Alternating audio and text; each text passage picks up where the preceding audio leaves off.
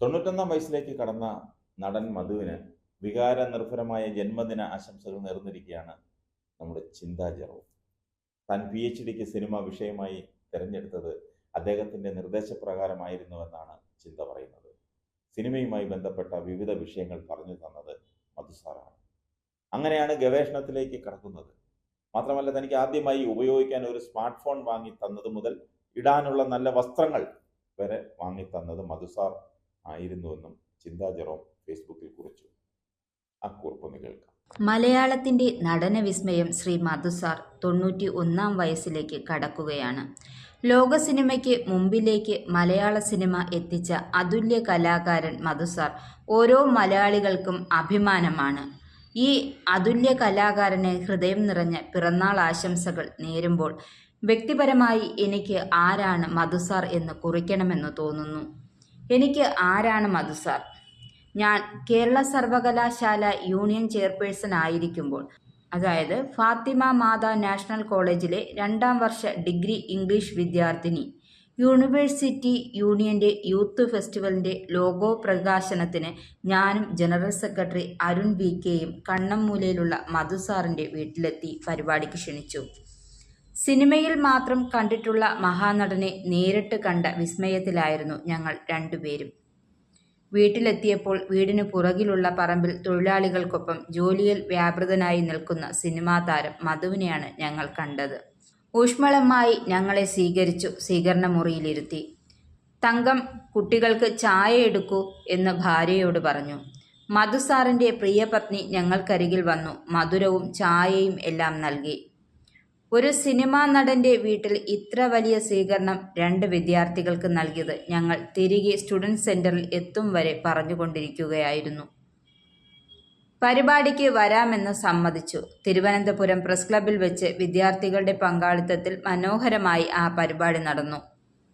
പിന്നീടൊരു ദിവസം ഞാൻ എൻ്റെ വീട്ടിൽ കൊല്ലത്ത് നിൽക്കുമ്പോൾ എൻ്റെ ഫോണിൽ മധുസാറിൻ്റെ ഒരു ടെക്സ്റ്റ് മെസ്സേജ് വന്നു. മോളുടെ നാട്ടിൽ ഞാനുണ്ട്.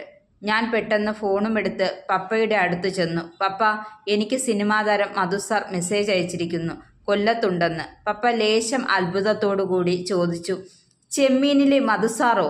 ഞാൻ പറഞ്ഞു, അതെ. പപ്പ പറഞ്ഞു, വീട്ടിലേക്ക് ക്ഷണിക്കൂ, അദ്ദേഹം വരുമോ നമ്മുടെ വീട്ടിൽ? ഞാൻ പറഞ്ഞു, വീട്ടിൽ വരാം എന്ന സമ്മതത്തോടു കൂടിയുള്ള മെസ്സേജാണ്. ഉടൻ തന്നെ ഞാൻ മധുസാറിനെ വിളിച്ചു. പരിപാടി കഴിഞ്ഞ് ഇവിടെ എത്തുമെന്ന് പറഞ്ഞു. കൊല്ലത്തെ പരിപാടി കഴിഞ്ഞു. സംഘാടകർക്കൊപ്പം അദ്ദേഹം വീട്ടിലെത്തി. പപ്പയും മമ്മിയും അക്ഷരാർത്ഥത്തിൽ ഞെട്ടി നിൽക്കുകയാണ്. അവരുടെ യൗവനകാലത്തെ നായകൻ അവരുടെ വീട്ടിലേക്ക് എത്തുകയാണ്. സ്നേഹപൂർവ്വം ഇവിടെ വന്നു 2-3 മണിക്കൂർ പപ്പയുമായി ചിലവഴിച്ചു. അവർ രണ്ടുപേരും വലിയ സൗഹൃദത്തിലായി. ഇടയ്ക്കിടയ്ക്ക് പപ്പ മധുസാറിനെ വിളിക്കും. മധുസാർ കൊല്ലം വഴി പോകുന്ന സമയത്ത് സമയം ക്രമീകരിച്ച് വീട്ടിൽ വരും. ഞാൻ വീട്ടിലില്ലാത്തപ്പോൾ പോലും മധുസാർ പപ്പയുമായുള്ള സൗഹൃദം തുടർന്നു. പപ്പയുടെ മരണം അറിഞ്ഞപ്പോൾ തിരക്കുകൾക്കിടയിൽ നിന്നാണ് മധുസാർ ഓടിയെത്തിയത്. ഏതോ സിനിമാ ചിത്രീകരണത്തിൽ ആണെന്ന് പറഞ്ഞപ്പോൾ ഞാൻ പ്രതീക്ഷിച്ചത് അദ്ദേഹം തിരക്കുകൾ ഒഴിഞ്ഞ ഒരു ദിവസം വീട്ടിലേക്ക് വരുമെന്നാണ്. എന്നാൽ വിവരമറിഞ്ഞ് അദ്ദേഹം നിൽക്കുന്നിടത്തു നിന്നും യാത്ര ചെയ്ത് എത്താൻ കഴിയുന്ന സമയം മാത്രം എടുത്തുകൊണ്ട് വീട്ടിലെത്തി.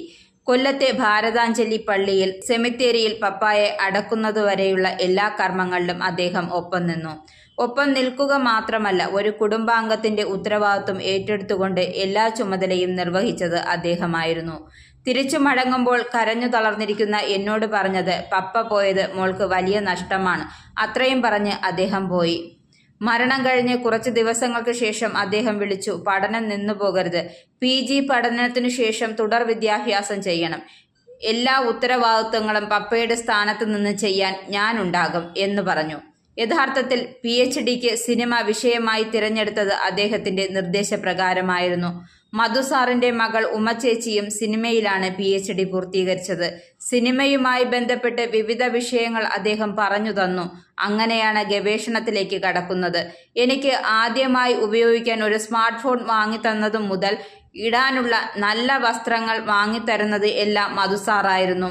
ഉമ്മച്ചേച്ചിയെപ്പോലെ തന്നെ കൂടെ നിർത്തി പഠനവും മറ്റെല്ലാ പ്രവർത്തനങ്ങളും മുന്നോട്ട് കൊണ്ടുപോകണമെന്ന് നിരന്തരമായി ഉപദേശിക്കുന്ന വഴികാട്ടിയായി മധുസാറുണ്ട്. 91 നിറവിൽ എത്തിയിരിക്കുകയാണ് നമ്മുടെ അഭിമാനമായ മധുസാർ. അദ്ദേഹം കലാരംഗത്ത് നൽകുന്ന സംഭാവനകൾക്കൊപ്പം വ്യക്തിബന്ധങ്ങൾ കാത്തുസൂക്ഷിക്കുന്നതിലും വലിപ്പച്ചെറുപ്പമില്ലാതെ എല്ലാ മനുഷ്യരെയും സ്നേഹിക്കുന്നതിലും ഒരു വട്ടം പരിചയപ്പെട്ട വ്യക്തിയുടെ പോലും ഇഷ്ടാനിഷ്ടങ്ങൾ മനസ്സിലാക്കി അവർക്ക് ഹൃദയത്തിൽ ഇടം കൊടുക്കുന്നതിലും അപൂർവമായ മാതൃകയാണ്. എനിക്കെൻ്റെ വിദ്യാർത്ഥി രാഷ്ട്രീയം സമ്മാനിച്ച അവസരങ്ങളിൽ അവർണ്ണനീയമായ ഒന്നായി മധുസാറിനെ പരിചയപ്പെട്ടതും അദ്ദേഹം തന്ന കരുതലും സ്നേഹവും നിലനിൽക്കുകയാണ്. ഇനിയും ഒരുപാട് നാൾ മലയാളികളുടെ കലാമേഖലയിൽ മധുസാർ നിറഞ്ഞു നിൽക്കട്ടെ. എല്ലാവിധ ആയുരാരോഗ്യ ഐശ്വര്യവും മധുസാറിനും കുടുംബത്തിനും ഉണ്ടാകട്ടെ ഹൃദയപൂർവ്വം ആശംസിക്കുന്നു. എൻ്റെ പ്രിയപ്പെട്ട മധുസാറിന് എൻ്റെയും മമ്മിയുടെയും 1000 പിറന്നാൾ ആശംസകൾ.